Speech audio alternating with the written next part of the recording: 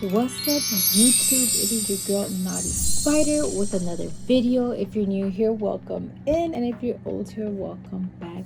Naughty gang. So today we have a little different view for us. Fortunately, did not charge my camera. Girl, I haven't gotten ready. My hair is a mess. Last week I was very busy. I went on a cabin trip and I didn't have the time to record a video. But this week we have time. Girl, I just finished reading the rest of the Genesis for the episode of today. Yeah, guys, I'm running on a time crunch. My mom's birthday is in 2 days. Tomorrow we're gonna celebrate it because on Monday she works and on Sunday she has time to hang out with us. So we're just in a rush. Welcome back to the Crochet and Bible Study with Naughty Spider. Yes! Today we're gonna be reading these sections. I will show it right here, which is chapters 4, 5, and 6. So that is what we're going to be reading for this video. We're going to crochet. I'm still working on my outfit, my birthday outfit. We have a lot of granny squares done already. If you've been in my live stream, you kind of know what I'm doing. If not,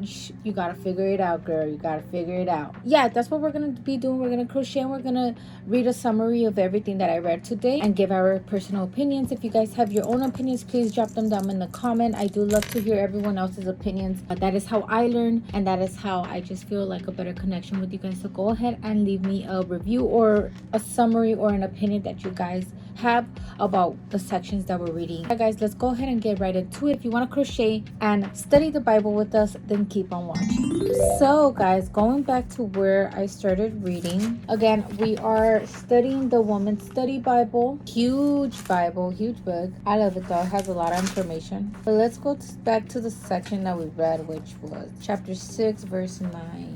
Noah and the flood. Something that stood out to me while I was reading the Bible is that I noticed that these verses, right, Genesis chapter 7 verse 13, Genesis chapter 6 verse 5, all of these are numbers. And as I was continuing to read, I noticed that there's a lot of angel numbers as well, for example, Lamech lived a total of 777 years. Very interesting how the angel numbers are a big deal here in the Bible. And something that stood out to me as I was reading is that some of these verses, mostly verses, they stand out to me because a lot of the time when I started to get into the angel numbers, there was specific numbers that would stand out to me that I just didn't know why they would stand out to me. But for some reason, they stood out to me so much. And I will, for me, I don't know about you guys, but with me, when it comes to angel numbers, whenever an angel number or a number stands out to me, I do a little research on the number and I read about what it means, and then I relate it to my own personal life. So for example, when I started getting into the angel numbers, a number that spoke to me a lot was the number 711, and it would pop out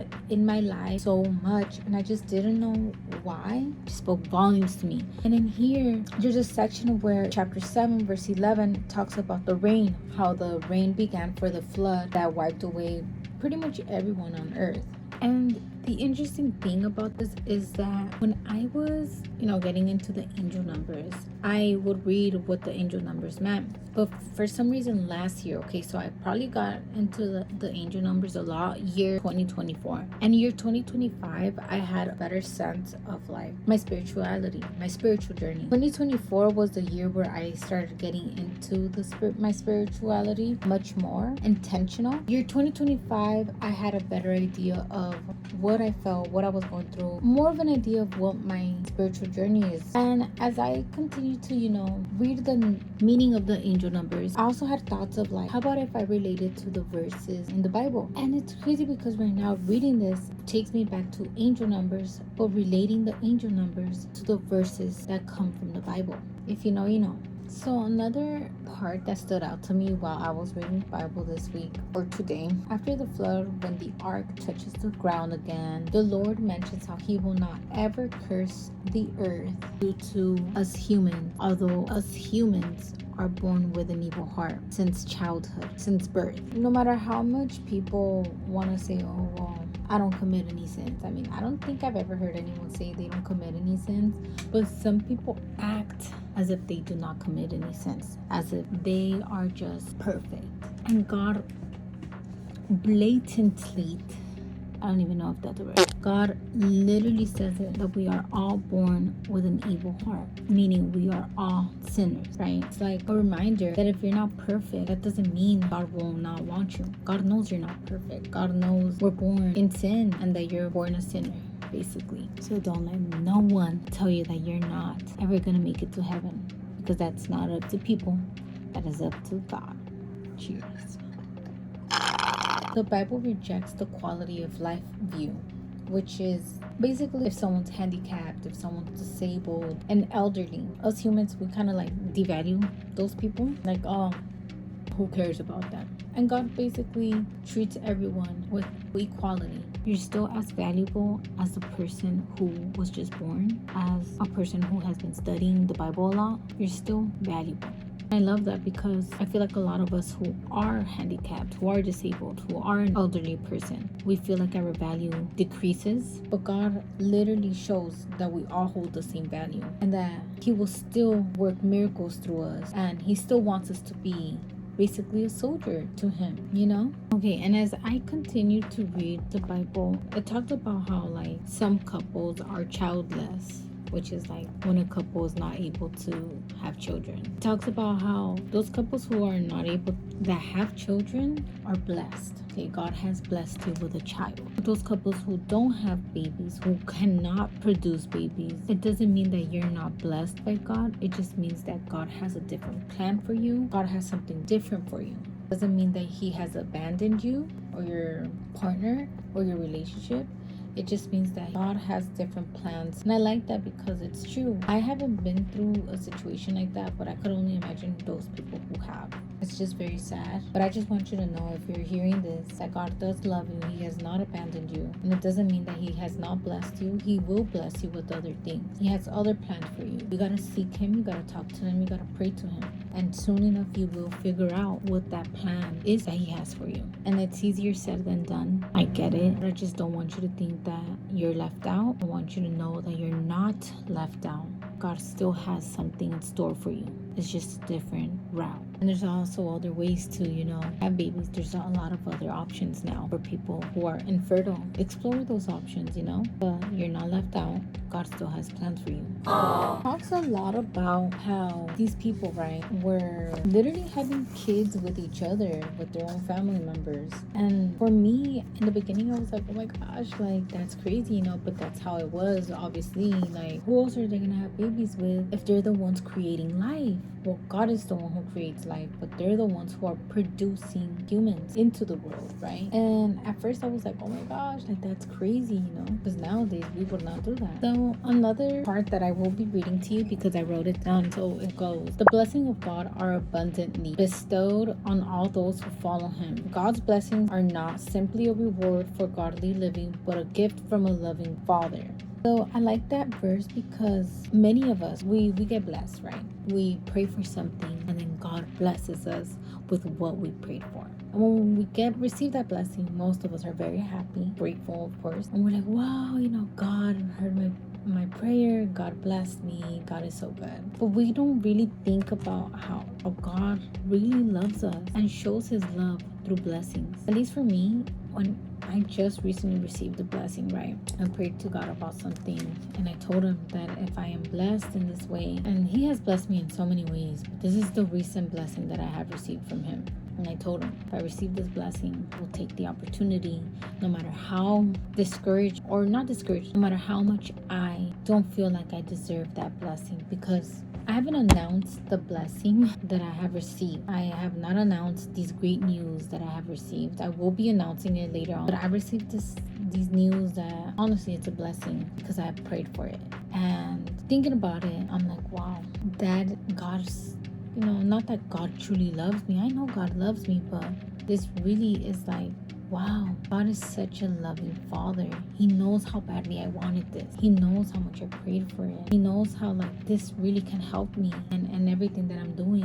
And He literally blessed me. And although inside of me I feel that imposter syndrome of I don't deserve it. Do they know who they, I just feel like a lot of imposter thoughts. If you know the imposter syndrome, But I feel like an imposter right now with the great news that I received.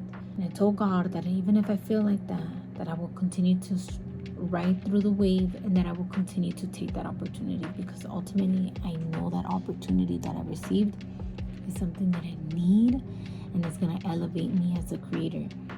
That part that I read made me really think about how truly God loves me, how truly God is showing his love and his appreciation of my obedience, because I have been obedient, guys. I've been very obedient. I stopped drinking, and honestly, you guys will be the first ones to know, I stopped smoking. I stopped smoking last year, and I haven't shared that to anyone like that, because when things mean a lot to me, I kind of don't share it, because I don't want someone to come and mess it up for me. And it's one of the hardest things, because as a child, I grew up smoking. I started smoking probably like around 14 years of age, and I feel like God has noticed how obedient I have been. And I'm not saying like if you smoke or you drink, I'm not saying that you're disobedient. I'm not saying that, but that's my journey with God. And God knows that how hard it was for me to let go of that substance. And now I'm about to make 2 years without drinking. I'm about to hit a year without smoking. Well, in a few months, I'm gonna hit a year. But it's been the longest that I haven't smoked in a long time. And other things, I really try my best to treat people with respect. I try my best to treat people with love and with good energy. And God knows that. You know, there's certain people in my life, in social media, that I know aren't good to me. You know, they treat me with passive aggressiveness, or they try to ruin what I got going on, my online shop, my business, my content creation, my live streaming. There's certain people that say they're helping me, but they're truly not. They're trying to sabotage what I got going on. And I could see it and I could feel it. I know what they're doing. But even those people who are trying to ruin what I got going on, I'm still here standing 10 toes down, not giving up, and still showing them love. You don't know how hard this is. It's hard to show love to people who don't show you genuine love. It's hard to show people respect when people don't show you respect. It's hard to show someone love and kindness when they're being fake and trying to sabotage what you got going on. I know what these people are trying to do to me. I know it. I can see it. I can feel it. Ultimately, I can see it. But I'm still here trying to spread love and kindness, because ultimately, guys, that's what makes me feel the best. I've been mean. I've been mad. Let me show you a taste of your own medicine. But at the end of the day, nothing makes me feel better than to show those people love and kindness, okay? But not all the time. You guys know this, okay? Not all the time am I going to show kindness, because some people truly do not deserve it. But I know God sees the change in me, the patience that I have in me. This section that I read, right? Because I didn't read the Bible last week because I went to the cabin trip. I was going to, guys, but a lot of things happened in that cabin trip that kind of, not a lot of things, but there was a certain person that kind of like rubbed me off the wrong way, and it just kind of like made me, it was a moment of me trying to reflect on myself and trying to just continue the peace within myself, okay? Because there's a certain person that was like very just causing chaos. I grew up standing up for myself, but in the sense of like, I'm gonna fight someone if I have to, okay, guys? When I was young, I grew up wanting to fight physically and verbally all the time, but mostly physically. I don't do all that talking. I don't like to talk. For me, if you want to fight, let's fight physically. But ever since I changed my ways, I've been doing a lot of inner work. I have stopped myself from that mentality of like wanting to fight. Instead, you know, I would just distance myself. Literally, I will cut you off and distance myself. You won't ever see me in your life again. But there's certain people that you can't, right? Because you're part of the family. And someone was trying to cause chaos within the family, and it was getting to me mentally, because I had to stop myself and battle with myself, because I have this beast leashed up inside of me, guys. I do. Okay, if I could be honest with you guys, I got a beast that's inside of me that I have leashed up.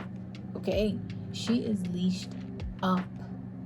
And when I was going through this cabin trip with this person that was causing chaos, that beast inside of me wanted to be unleashed. And I had to battle myself. Internally, mentally, I had to battle myself and say, girl, we're going to stay leashed up. We're not doing this. And that beast inside of me was like, let me out. love you. Literally. Okay, guys? I grew up with anger issues. God knows I grew up with mad anger issues. God knows it.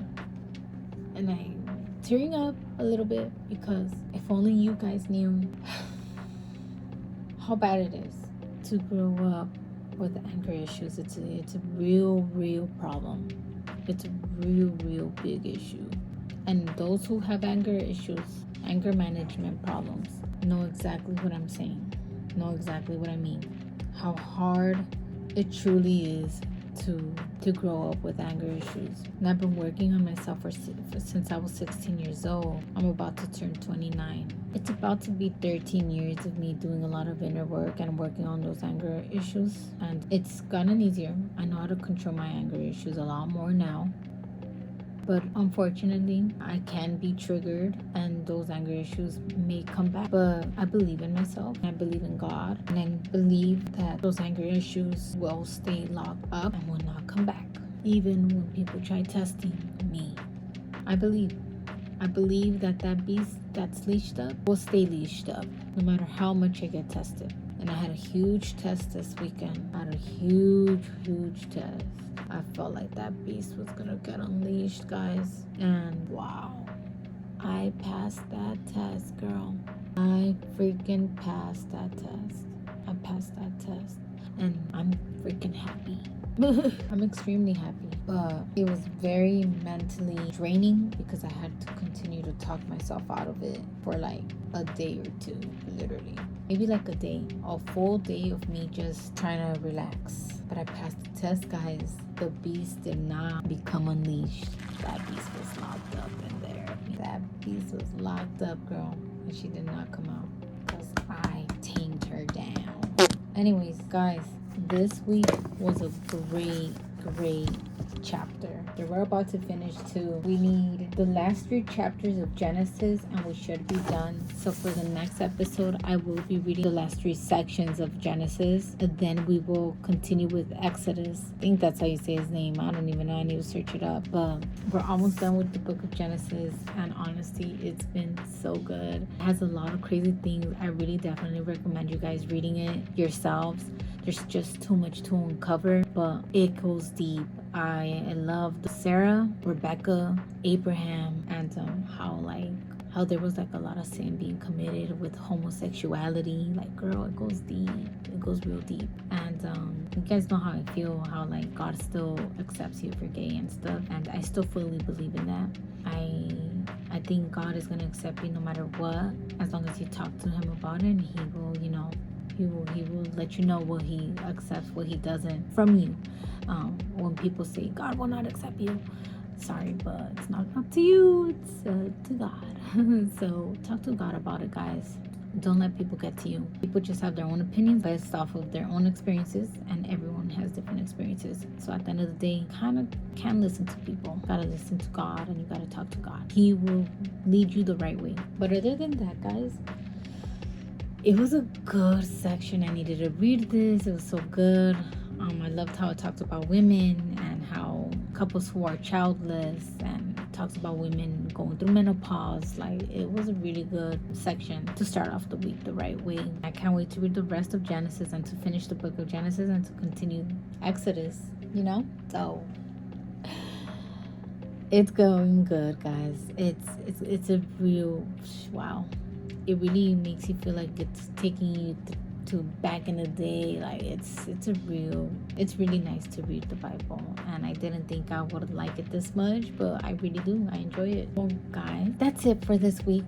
I hope you guys enjoyed it as much as I did. If you guys have any questions, let me know. If you guys have any thoughts, any comments about what you guys read, let me know. Again, guys, if you guys have questions about like the other books, I don't know yet. I'm barely reading Genesis, okay? And I'm almost done with Genesis. So if you have any questions, talk to me about Genesis, the parts that I've read. The other parts, guys, I don't know yet. Truly, I don't know. Other than that, guys, make sure to follow me on all my other platforms. Link is in the bio, link is in the description. Make sure to check out my TikTok shop and my website for all the items, cute things that I sell. It goes from custom crochet hooks, stitch markers, naughty crochet emergency keychains, all the way to crochet items, crochet hats, accessories, necklaces. I have a lot of things. Most of my things are in my website. I will link it in the description, but there are certain things in my TikTok shop. TikTok shop is kind of strict with the things that you sell there, so I don't sell everything, but in my website I have everything that I sell. So make sure to check it out. If you have any trouble, just scroll all the way down until you see prices, and once you see the prices, that is where you can actually click on the stuff and order. But yeah, guys, that's pretty much it. Don't forget to like, comment, share, and subscribe to the channel. Can't wait to see you guys on the next week's episode, and I can't wait until we discuss more about the Women's Bible. Love y'all. You guys have a good one. Take care. Be safe. Be responsible. And I will see you on the next one. Bye.